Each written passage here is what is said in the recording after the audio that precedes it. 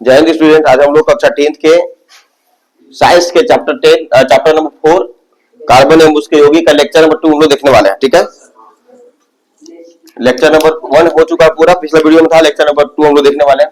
ठीक है, द्विसहस्रोजी आबंध क्या होता है? द्विसहस्रोजी आबंध पिछले हम लोग एकल सहस्रोजी आबंध बोले थे कि जब परमाणुओं के बीच एक जोड़ा इलेक्ट्रॉन का साझेदारी हुआ था तो उसको एकल सहस्रोजी आबंध बोले थे। द्विसहस्रोजी आबंध में क्या होगा? परमाणुओं के बीच क्या होगा? एक दो जोड़ा इलेक्ट्रॉन होगा ना।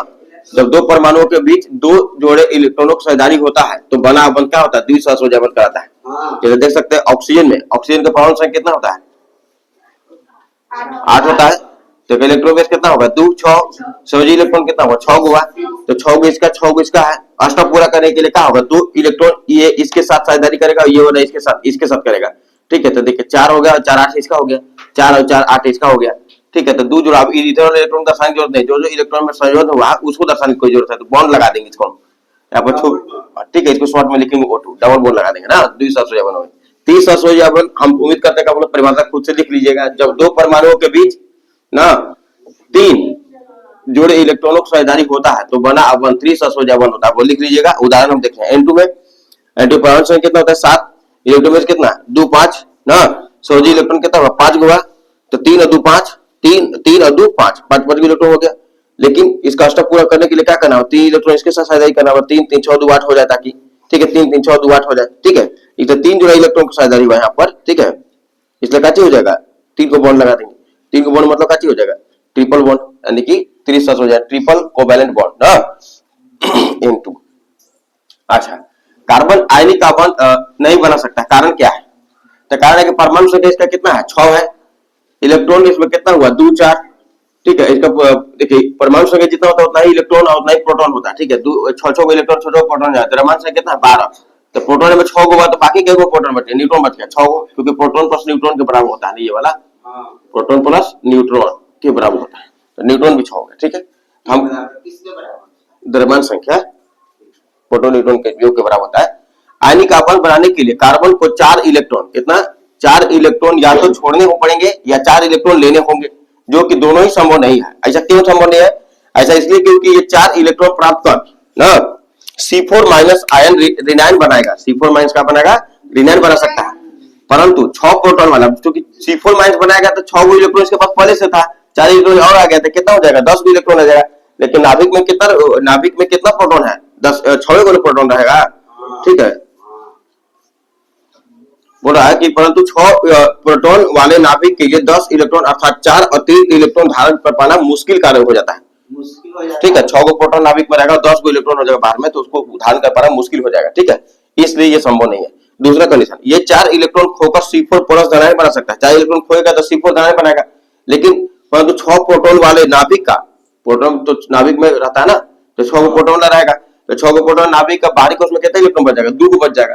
तो उसको भी स्थिर पृथ्वी बनाए रखने की ज्यादा हमको ऊर्जा देना होगा, जो कि संभव नहीं है। ठीक है, बोल रहा है कि परंतु 6 प्रोटॉन वाले नाभिक का केवल 2 इलेक्ट्रॉन का कार्बन धनायन बनाने के लिए, ठीक है, अत्यधिक ऊर्जा की आवश्यकता होती। ठीक है, अतः कार्बन सहसहयोजी आबंध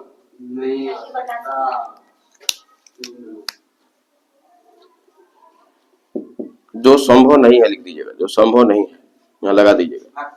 ठीक है, जो संभव नहीं है।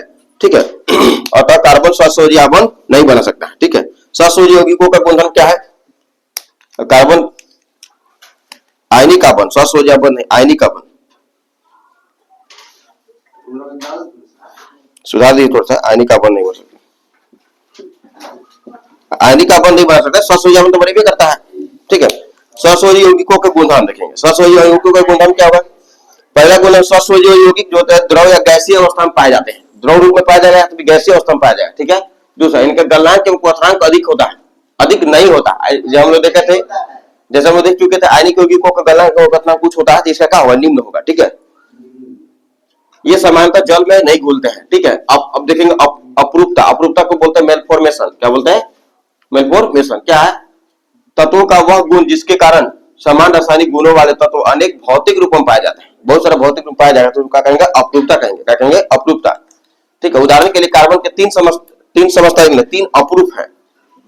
3 अपरूप,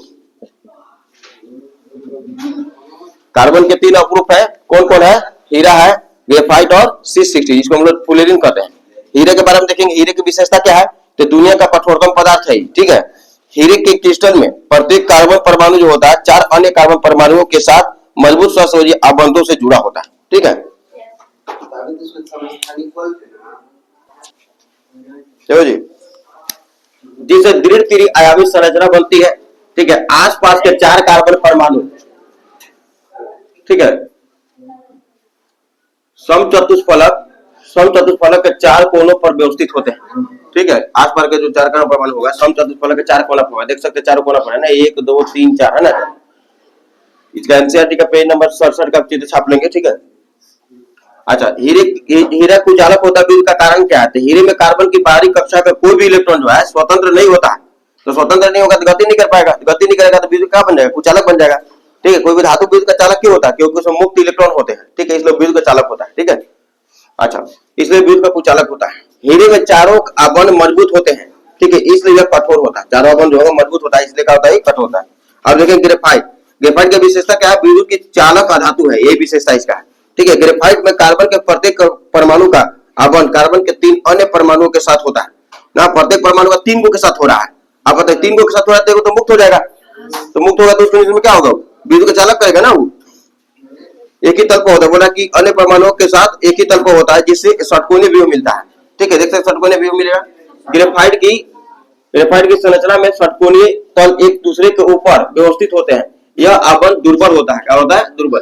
अब हीरा की चित्र इसका बना लेंगे आप लोग, हीरा एवं ग्रेफाइट में अंतर हम लोग नेक्स्ट क्लास में देखेंगे। Thanks for watching, subscribe our channel.